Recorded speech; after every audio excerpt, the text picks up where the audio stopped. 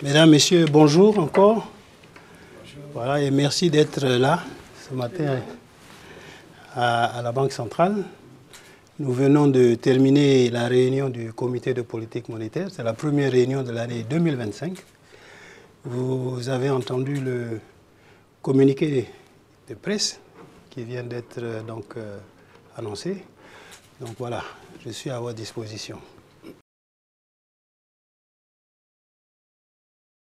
Ok, merci. Effectivement, comme vous l'avez indiqué, le comité de politique monétaire, à l'issue donc de sa réunion de ce matin, mercredi 5 mars 2025, a décidé donc de maintenir les taux directeurs de la Banque centrale, donc à taux minimum à 3,5% et le taux de prêt marginal à 5,50. Alors, comme à l'accoutumée, le comité de politique monétaire examine la situation économique d'ensemble, les questions concernant l'économie internationale, l'évolution internationale et bien entendu la situation interne au niveau de notre région. Alors au plan international, on note quand même certaines évolutions. D'abord que la croissance, d'après le FMI, tourne autour de 3% au niveau mondial. Donc c'est une croissance qui est quand même bonne en 2024. Et en 2025, on devrait se situer plus ou moins au même niveau, autour de 3,2%. Et puis au plan international, on note également certains aspects qui sont importants pour nous, pour nos économies. Les prix des produits que nous exportons, c'est-à-dire que la région exporte, ces prix-là ont augmenté de manière importante. Cacao, coton, l'or,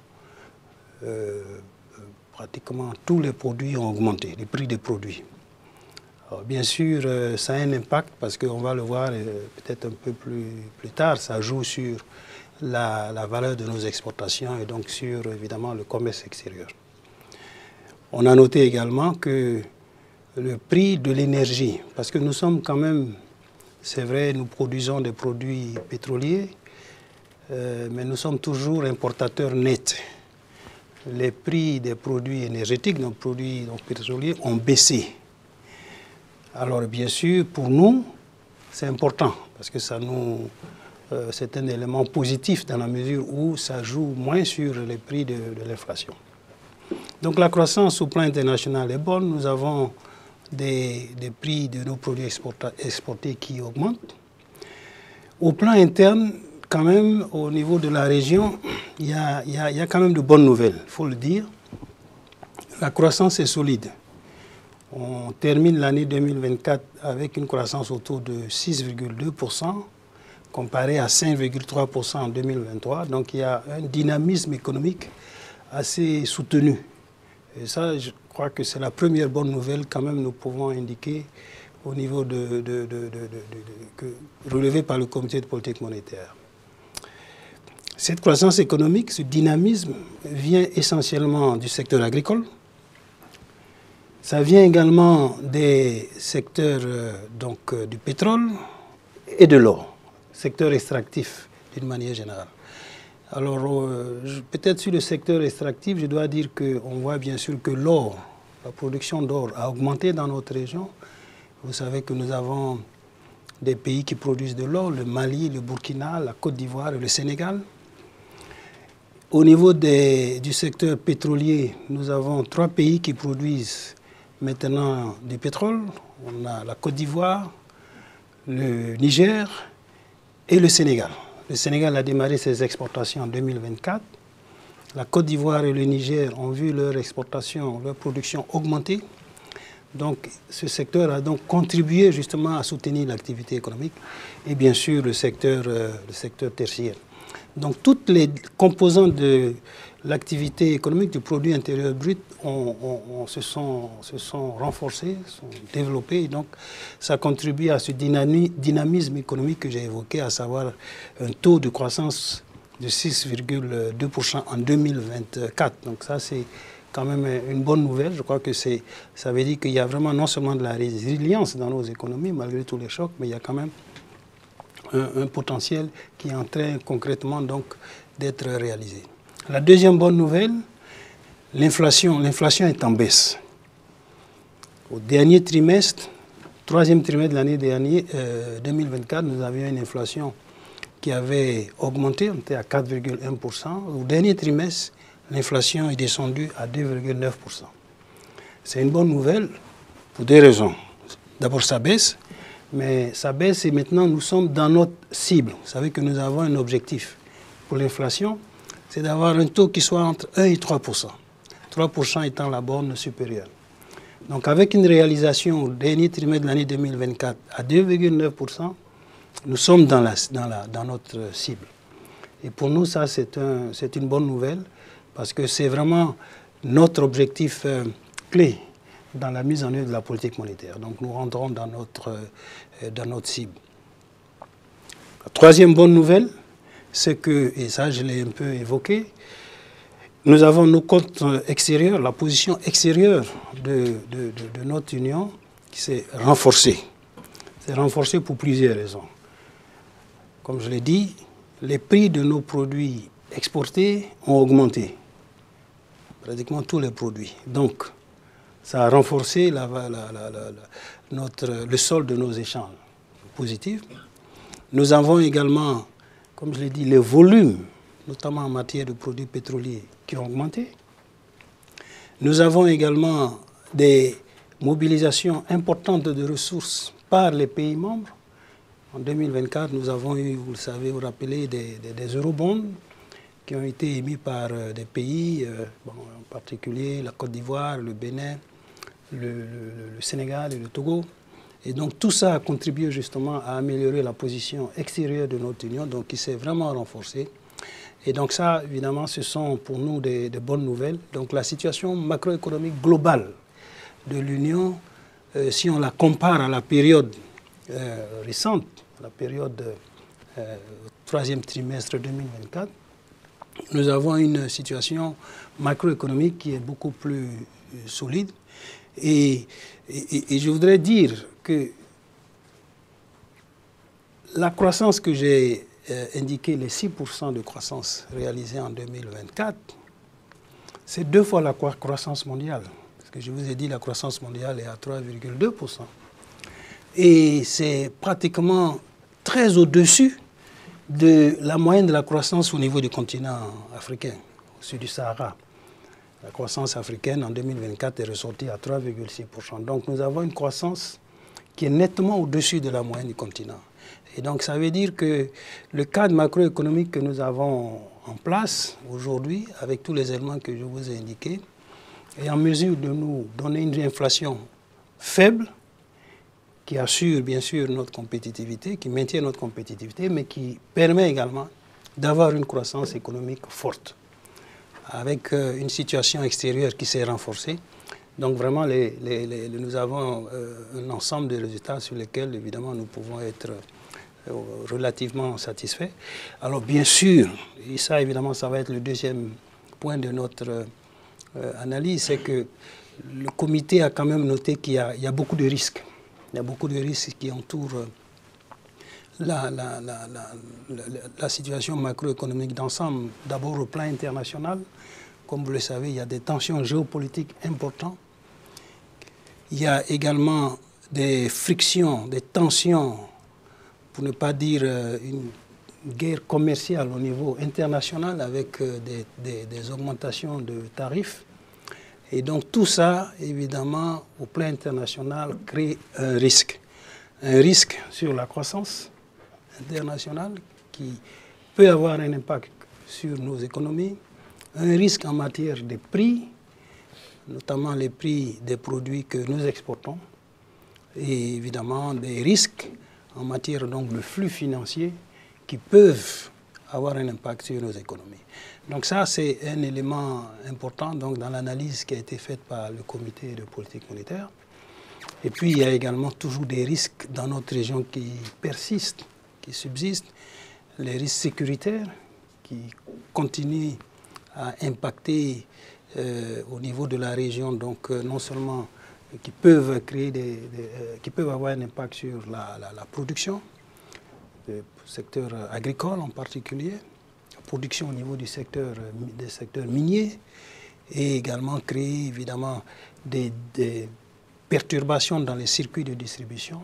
Et tout ça peut avoir un impact sur l'inflation, en réduisant donc la capacité de disposer des produits comme les denrées alimentaires, et donc un impact direct sur l'inflation, un impact sur la croissance économique et un impact sur les exportations. Donc tout cet ensemble de facteurs évidemment négatifs que sont ces risques ont été pris en compte dans l'analyse du comité de politique monétaire.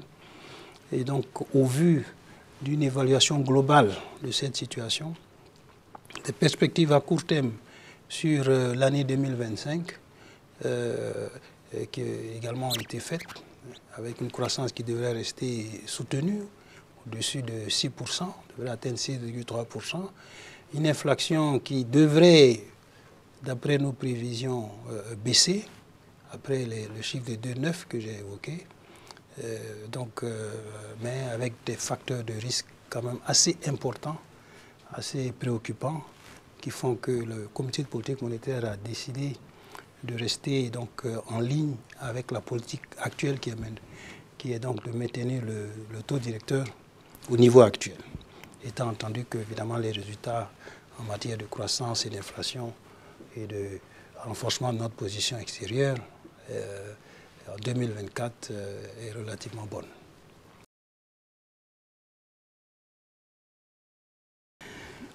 Oui, effectivement, comme je l'ai dit, c'est notre objectif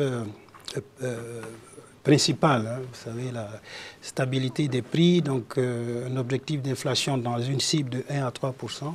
C'est vraiment l'objectif principal, bien sûr, sans oublier que nous restons très attentifs à l'activité économique, à la croissance économique, parce que c'est ça qui génère de la valeur ajoutée et génère des emplois. Alors, donc, je vous ai dit qu'on est passé d'une moyenne de 4,1% au troisième trimestre, que nous sommes descendus à 2,9%. Les raisons, il y a essentiellement le fait que nous avons donc le produit alimentaire, un élément important du panier de la ménagère, donc de l'inflation. Et ces produits alimentaires, les prix de ces produits dépendent de deux éléments clés. D'abord, les prix de produits alimentaires importés. C'est un élément important. Et ces prix-là ont baissé. Deuxièmement, les prix des produits alimentaires qui proviennent de notre région, de production agricole, de campagne agricole, produits vivriers, céréales, tubercules en particulier. Et là, nous avons 2024-2025 une bonne campagne agricole. Donc, cette campagne agricole, donc 2024-2025, nettement meilleure que la précédente, évidemment, a permis évidemment d'avoir de la production sur les marchés. Donc, ça a amélioré l'offre et donc ça a fortement contribué à la baisse des prix alimentaires, donc de l'inflation. Et puis, je vous ai dit également, les prix des produits énergétiques internationaux ont baissé. Donc, ces prix-là, évidemment, jouent sur l'inflation. Et donc, cette conjonction de facteurs a fait que l'inflation a baissé dans la cible à 2,9%. Mais ces facteurs, comme je vous ai dit, sont sujets à des risques. Au plan international, je vous en ai parlé, les tensions géopolitiques, les questions liées aux tensions commerciales sur les tarifs, à travers les tarifs particulièrement, qui peuvent impacter les prix des produits importés alimentaires et énergétiques, et les risques sécuritaires dans notre sous-région, climatiques bien entendu, qui peuvent impacter l'offre de produits vivriers et donc impacter l'inflation. Et c'est pour toutes ces raisons, évidemment, que tout en appréciant le fait que l'inflation est baissée, que nous sommes au maximum de notre cible, à 2,9 comparé à 3%, le comité de politique monétaire a estimé qu'il fallait être prudent et observer un peu plus l'évolution donc de l'inflation. Parce que n'oubliez pas qu'on était rentré à un moment, dans la cible, on est ressorti. Et c'est pour ça qu'on est revenu, au troisième trimestre 2024, nous nous sommes retrouvés à 4,1%, au-delà de la cible. Donc, le comité a estimé qu'il fallait observer, rester attentif au vu de tous les risques que je viens de décrire.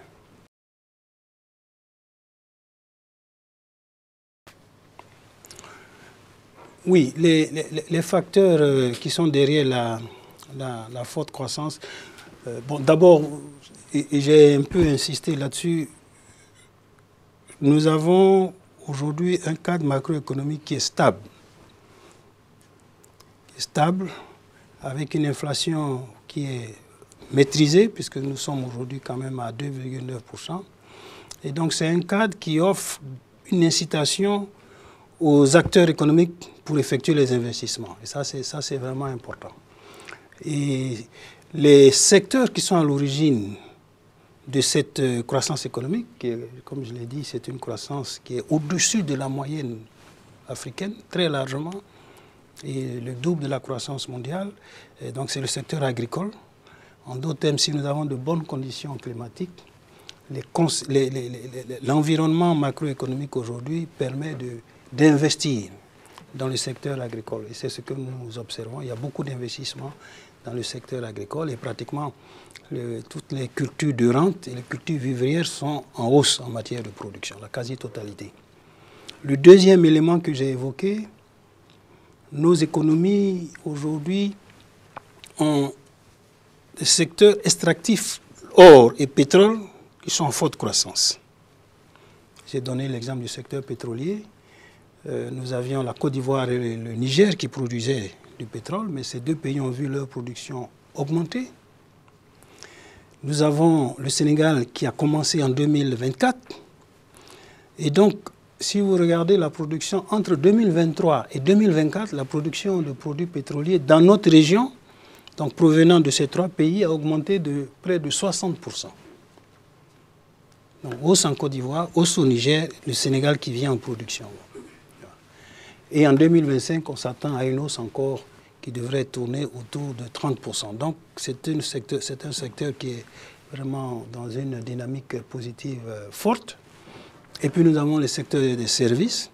Alors, le secteur des services, en général, accompagne les secteurs primaires et secteurs secondaires, mais évidemment, se développe lorsque l'environnement est favorable.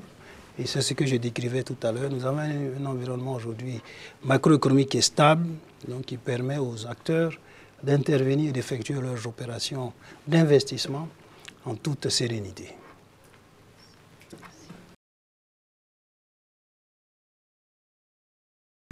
Oui, effectivement,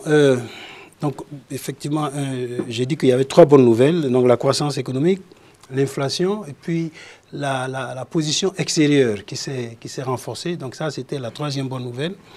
Et effectivement, c'est le cas. Vous savez, en 2022 et 2023, avec les chocs que nous avons connus suite à Covid, l'impact de la guerre en Ukraine, la hausse des produits importés, notamment des produits énergétiques, la difficulté pour les États d'aller sur les marchés internationaux avec la hausse des taux d'intérêt internationaux, nous avons connu en 2022 et 2023 des déficits de balance de paiement. Donc, le sort de nos échanges extérieurs est ressorti défavorable, négatif. Nous avons perdu donc plusieurs milliards en 2022 et 2023. Et en 2024, avec les évolutions que je viens de décrire, nous avons une balance de paiement positive, favorable. Et donc cette balance de paiement, donc cette amélioration, c'est ce que j'ai décrit. Nos produits exportés ont une hausse de leur prix. Donc une valorisation plus importante à l'exportation. Premier élément. Deuxième élément, les volumes ont augmenté. Donc les volumes et les prix ont augmenté, donc ça a amélioré la balance commerciale. Troisième élément, les pays ont mobilisé des ressources sur le marché. Donc les capitaux sont rentrés. Nous avons eu en 2024, rien que sur les eurobonds, plus de 2400 milliards mobilisés par les pays de l'Union, donc qui sont venus renforcer notre balance de capital. Et donc tout ça combiné fait que la position extérieure de l'Union s'est renforcée en 2024.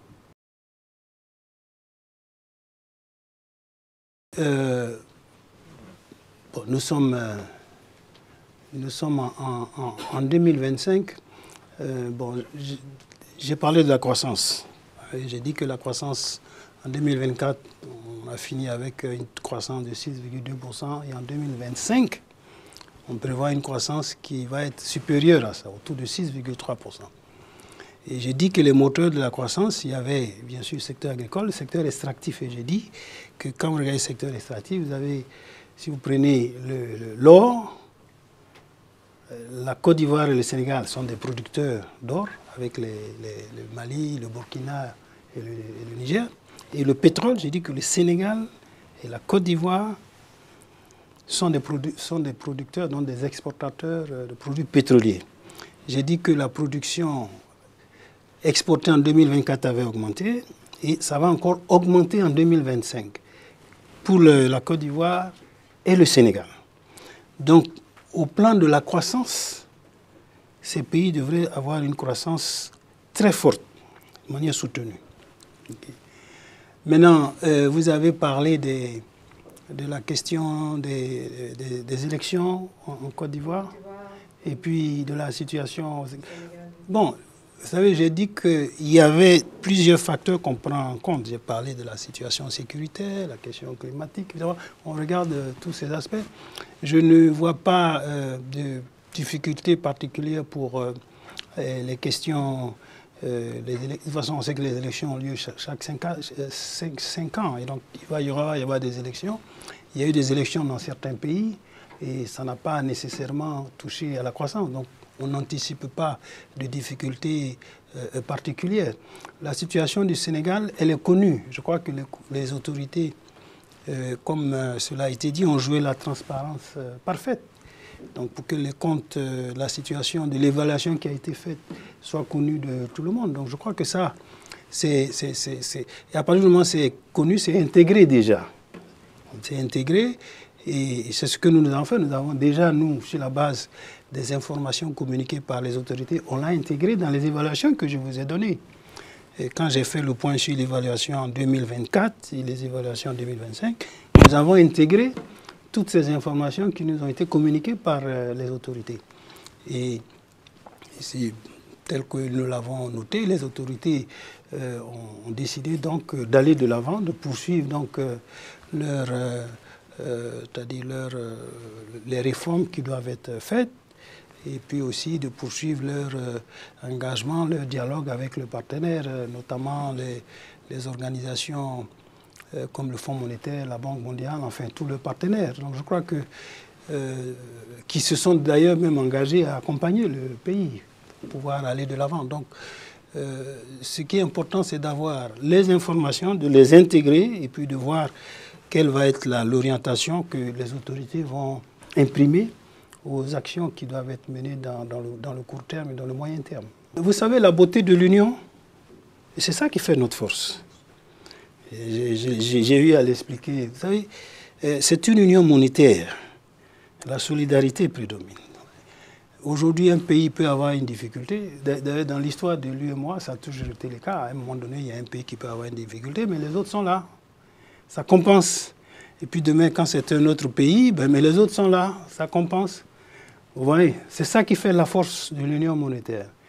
Et donc, aujourd'hui, vous avez, même quand il y a eu des cas où, bon, parfois dans certains pays, il y avait beaucoup de tensions, mais l'union est restée forte parce que bon, les autres sont toujours là. Il y a toujours d'autres pays qui sont là pour compenser. Et donc je crois qu'aujourd'hui, encore une fois, sur le Sénégal, les autorités ont joué la transparence, les informations sont connues et se sont engagées à aller de l'avant avec des réformes pour corriger les choses qui n'ont pas bien fonctionné. Donc, nous, Banque centrale, notre rôle, évidemment, c'est toujours d'accompagner les États.